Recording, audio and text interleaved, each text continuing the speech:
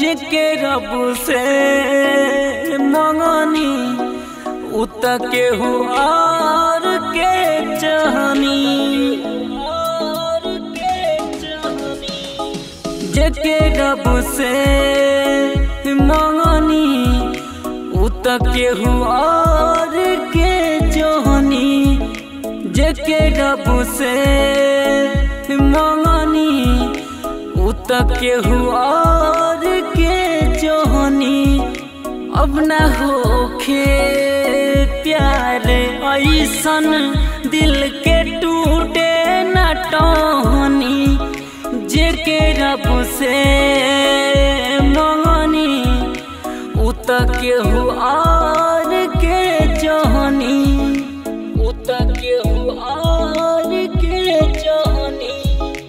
उत केहू और के चाहनी।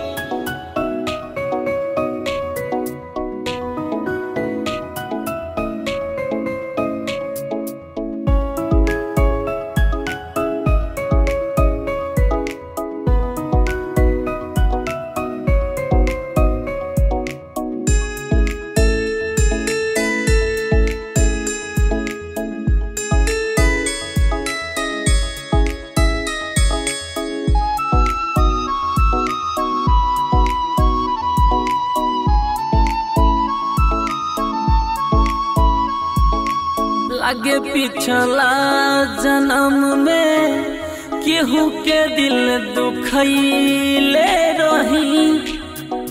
तबे बाबू सोना कही के दिल दोसरा से लगवले रही। हम ना जननी कि हमसे घात तू करत बाड़ी। घर बसले से पहले हमारे उजरले बाड़ी। उनहु के दिल के हो तोड़ी जैसे हमारे तोड़ली। अब न होखे प्यार ऐसन दिल के टूटे न टहनी। जेके रब से मंगनी उत केहू और के चाहनी। जेके रब से मंगनी उत केहू और के चाहनी।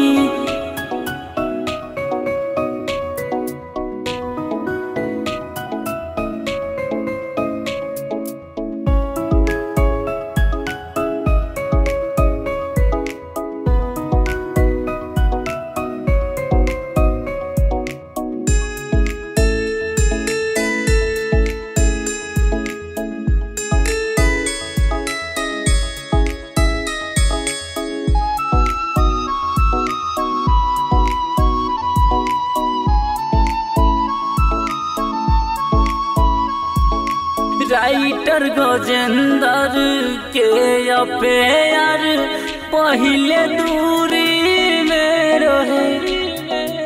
प्रेमी पुष्पेंद्र से भइल प्यार जाके दूरी में रहे।